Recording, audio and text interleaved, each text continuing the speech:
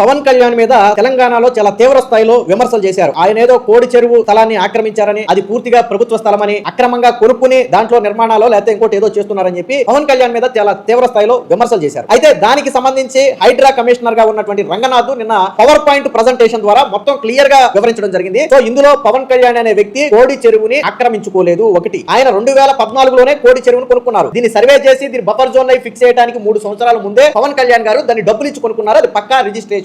తనకు సంబంధించినటువంటి ల్యాండ్ వరకు ఏం చేశారంటే ఫినిషింగ్ చేసుకున్నారు. ఫినిషింగ్ అంటే తెలుసు కదా, స్తంభాలు బాతి 4 ముళ్ళకంచెలాగా వేసుకుంటాం. సో అది చేశారు తప్ప అంతకు మించి ఏం చేయలేదు. వాస్తవానికి ఇది ఎప్పుడు తప్పు అవుతుందంటే, ఈ కోడి చెరువుని గన పూర్తి చేసినా లేదా వాటర్ ఫ్లో వెళ్లకుండా అడ్డుకున్నా అప్పుడు తప్పు అవుతుంది తప్ప, వాటర్ ఫ్లో ను అడ్డుకోకుండా చెరువు స్వరూపాన్ని మార్చకుండా ఉన్నంత కాలం అది తప్పు కాదు. సో ఇక్కడ పవన్ కళ్యాణ్ గారు వాటర్ ఫ్లో అడ్డుకోలా. ఆయన వాస్తవానికి వ్యవసాయమో లేదా ఇంకోటో చేసుకుంటున్నారు తప్ప వాటర్ ఫ్లో ఆయన అడ్డుకోలా. అక్కడ ఒక తట్ట మట్టి కూడా ఆ చెరువులో పవన్ కళ్యాణ్ గారి ల్యాండ్ లో వేయాల. అంటే చెరువు స్వరూపాన్ని పవన్ కళ్యాణ్ గారు టచ్ చేయాల. సో అది తప్పు కాదు. హైడ్రా కమిషనర్ గారు శాటిలైట్ ఇమేజ్లతో సహా చెప్పారు. వాళ్ళ సిబ్బంది క్షేత్రస్థాయికి వెళ్లి మొత్తం పరిశీలించారు. సో అక్కడ ఒక ఫినిషింగ్ తప్ప ఏమీ చేయలేదు పవన్ కళ్యాణ్ గారు. దాన్ని డిస్టర్బ్ చేయలేదని చెప్పి దాని ఫోటోలు వీడియోలు అన్ని కూడా ఆధారంగా నిన్న పవర్ పాయింట్ ప్రెజెంటేషన్ లో ఆయన వివరించారు. మరి తెలంగాణ జర్నలిస్టుల ముసుగులో పవన్ కళ్యాణ్ గారి మీద విమర్శలు చేయాలనుకున్న వాళ్ళు మాత్రం మాట్లాడలా. నిన్న నుంచి నోరు పెట్టలేదు. ఈవెన్ టీఆర్ఎస్ పార్టీ అని కొత్తగా పెట్టినటువంటి కవిత కూడా పవన్ కళ్యాణ్ గారి మీద చాలా తీవ్ర స్థాయిలో విమర్శలు చేసింది. సో మరి ఆవిడ కూడా స్పందించాలి ఇప్పుడు.